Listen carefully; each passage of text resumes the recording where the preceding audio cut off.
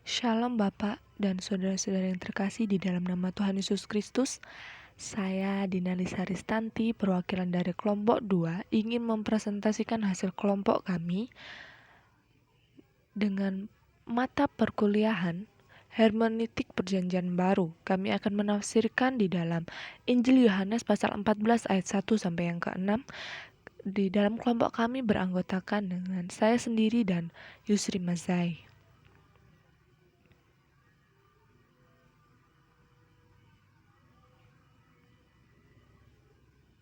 Di dalam latar belakang, Injil Yohanes ini adalah Injil yang paling unik di antara keempat Injil yang lain.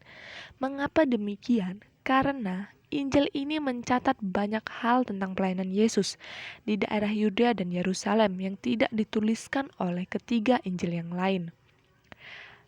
Dan Injil ini menyatakan dengan lebih sempurna rahasia tentang kepribadian Yesus. Penulis Injil Yohanes ini diidentifikasikan secara tidak langsung sebagai murid yang dikasihinya. Kesaksian tradisi kekristenan serta bukti yang terdukung dalam Injil ini sendiri menunjukkan bahwa penulisnya adalah Yohanes anak Zebedeus.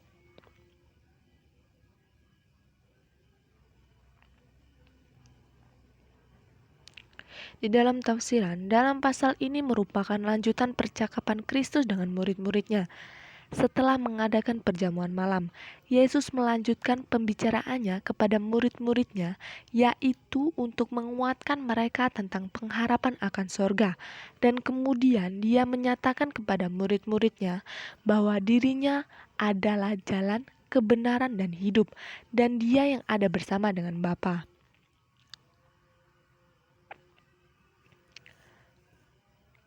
Namun, sebelum Yesus berbicara dengan akan adanya pengharapan sorga dan tentang jalan menuju kebahagiaan itu, maka Yesus mengatakan kepada murid-muridnya bahwa di antara mereka akan ada yang menyangkal dan mengkhianatinya. Tetapi Yesus mengetahui itu semua, sehingga ia mengatakan kepada mereka, yaitu murid-muridnya, demikian, janganlah gelisah hatimu yang terdapat dalam ayat 1.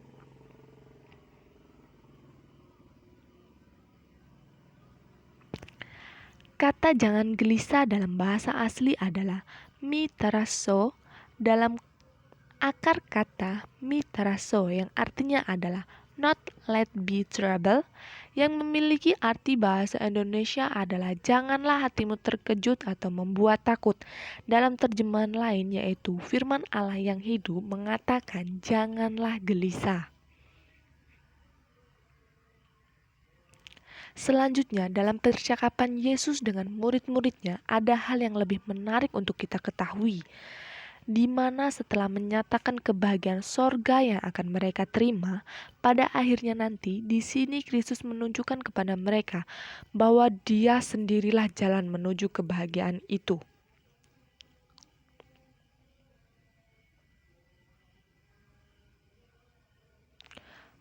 Setelah Tuhan mengatakan bahwa Dia adalah jalan menuju kebahagiaan itu, dan kita di sini akan membagikan 3 poin mengenai Tuhan, mengapa Tuhan mengatakan hal demikian. Dalam poin 1 kami membagikan yaitu akulah jalan kebenaran dan akulah jalan. Dan dalam poin kedua kami membagikan tentang kebenaran, dan dalam poin ketiga kami akan membagikan tentang kehidupan.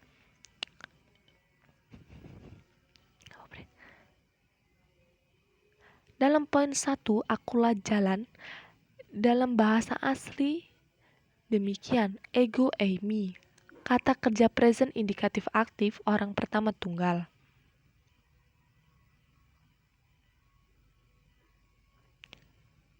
Akulah jalan. Kata jalan dalam bahasa aslinya adalah hados. Definisi kata ini memakai kata a way road, artinya cara jalan, perjalanan. Dalam Greek leksikon, a Sabbatai journey, yang memiliki arti perjalanan hari Sabat. Dalam Kamus Besar Bahasa Indonesia, jalan memiliki arti yang dilalui atau dipakai untuk keluar masuk. Dalam hal ini, Yesus Kristus berbicara tentang dirinya sendiri adalah sebagai jalan. Artinya Yesus adalah jalan, yakni jalan raya yang disebut-sebut oleh Yesaya. Dalam kitab Yesaya pasal 35 ayat yang ke-8, Kristus adalah jalan itu sendiri karena ia telah masuk ke dalam tempat yang kudus dengan darahnya sendiri, yang terdapat dalam Alkitab Ibrani pasal 9 ayat yang ke-12. Jadi, Yesus Kristus adalah sebagai pengantaran manusia dengan Allah melalui karya pengorbanannya yang mati di atas kayu salib. Kebenaran dalam bahasa asli adalah altei dalam bentuk kata benda nominatif feminim tunggal. Dalam poin kedua ini kami membahas tentang kebenaran yang Tuhan mengatakan sendiri bahwa Dia adalah kebenaran itu.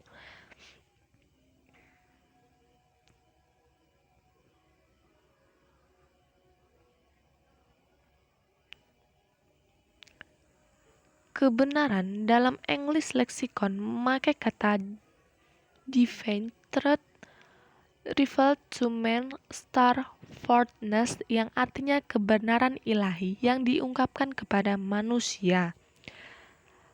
Sedangkan dalam terjemahan bahasa Indonesia sehari-hari mengatakan demikian, yaitu untuk mengenal Allah. Kebenaran, Tuhan mengatakan kebenaran lebih baik dan kebenaran dari segala kekekalan dalam bentuk Allah yang tidak bisa berdusta yang terdapat dalam Alkitab Filipi pasal 2 ayat 6 dan Ibrani pasal 6 ayat yang ke-18 dan menjadi wakil di bumi dari pengiriman yang benar dalam Yohanes pasal 8 ayat 26. Untuk mengetahui kebenaran, juga untuk mengetahui jalan menuju Tuhan yang harus didekati dan disembah dalam kebenaran.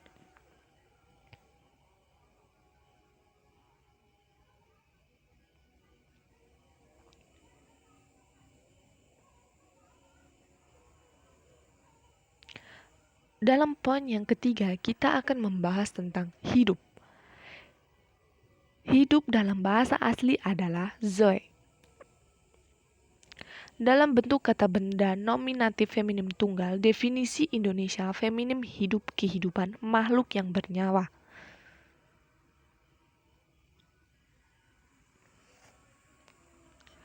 Kata zoe dalam dictionary memakai kata spiritual life or salvation, artinya kehidupan rohani atau keselamatan. Sedangkan dalam Alkitab yang terbuka mengatakan dan kehidupan, dalam terjemahan bahasa Indonesia sehari-hari mengatakan mendapat hidup.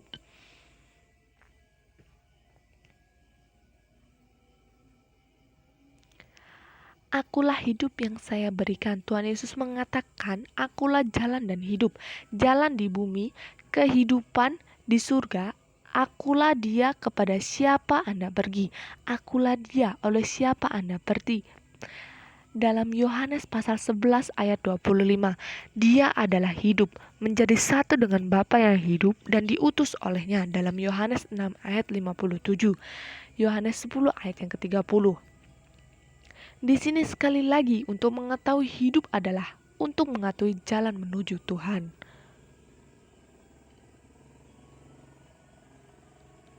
Di dalam kesimpulannya, kita dapat menarik kesimpulan bahwa Tuhan benar-benar mengatakan dan menegaskan bahwa Dia adalah jalan kehidupan dan kebenaran. Di sini, akulah jalan menuju kebenaran, akulah kebenaran yang menjanjikan hidup yang kekal, akulah hidup yang saya berikan, akulah jalan dan hidup, jalan di bumi, di kehidupan yang menuju surga.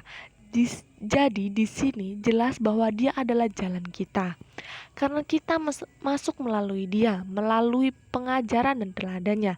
Ia mengajarkan kita perihal kewajiban-kewajiban kita, melalui kebaikan dan perantaranya. Ia menghasilkan kebahagiaan kita. Dengan demikian, Dia adalah jalan. Yesus sebagai kebenaran artinya bertolak belakang dengan kepalsuan dan kekeliruan, yang bertolak belakang dengan pikiran yang keliru dan kebohongan. Karena ajaran Kristus merupakan ajaran yang sejati. Dia bersikap tulus kepada semua orang yang percaya kepadanya setulus kebenaran itu sendiri. Dalam Korintus pasal 1 ayat 20, Yesus adalah hidup, artinya hanya melalui Dia ada jaminan bahwa kita hidup, karena kebangkitan dan hidup hanya ada di dalam Dia.